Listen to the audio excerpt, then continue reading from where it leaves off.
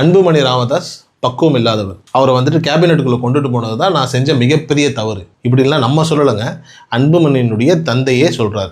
திரு ராமதாஸ் அவர்கள் வந்துட்டு காலையிலேருந்து பரபரன்னு வந்துட்டு நிறைய அறிக்கைகள், நிறைய செய்திகள் அவர் ட்ரூப்லேருந்து வந்துக்கிட்டே இருக்குது. அவரே பேசுகிறாரு. அன்புமணியை வந்துட்டு ஆல்மோஸ்ட் வந்துட்டு ஒரு சமூக விரோதி, ஒரு தேச துரோகிங்கிற ரேஞ்சுக்கு, குறிப்பாக வந்துட்டு ஒரு வன்னியர் துரோகிங்கிற ரேஞ்சுக்கு கூட அவர் சொல்லிடுறாரு போல இருக்குது. இது வந்து சிக்கலினுடைய உச்சமாக தான் வந்துட்டு நான் பார்க்குறேன். ஏன்னா ஒரு மனிதர், அவர் இன்றைக்கு தேதியில் வந்துட்டு நிறைய பேர் ஒரு இளைஞர்னு சொல்லிட்டு இருப்பாங்க. அது அப்படிலாம் கிடையாது. அவருக்கே ஒரு 56 வயசு ஆகுதுன்னு வைங்களேன். பட் ஆனால் இன்னைக்கு தேதியில் வந்துட்டு விஜய் வந்துட்டு ஒரு 50 வயசில் வந்துட்டு ஒரு கட்சியை ஆரம்பித்து ஒரு கட்சியை வழிநடத்துறதுக்கான வேலைகளை பார்க்குறாரு.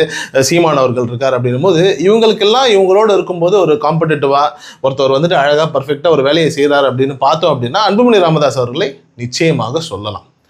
அப்படி இருக்கும்போது அவருக்கு இன்னும் பக்குவம் அடையவில்லை, அவர் வந்துட்டு ஆள் சரியில்லை, ஆல்மோஸ்ட் வந்துட்டு பிஜேபியோட வந்து பாமக கூட்டணி வைக்கல அப்படின்னா நீங்கள் தான் எனக்கு கொல்லி வைக்கணும், அதாவது வந்துட்டு தந்தை வந்துட்டு மகனுக்கு கொல்லி வைக்கிற அளவுக்கு போயிடுங்கிற அளவுக்குலாம் மிரட்டினாருங்கிற மாதிரியான சில ரகசியமான நம்மளுடைய பர்சனலாக நாம் பேசக்கூடிய சில விஷயங்களை பொது வெளியில் ஐயா ராமதாஸ் அவர்கள் பேசுவதை வைத்தே புரிஞ்சுக்கலாம் யார் பக்குவம் இல்லாமல் இருக்காங்க அப்படின்னு.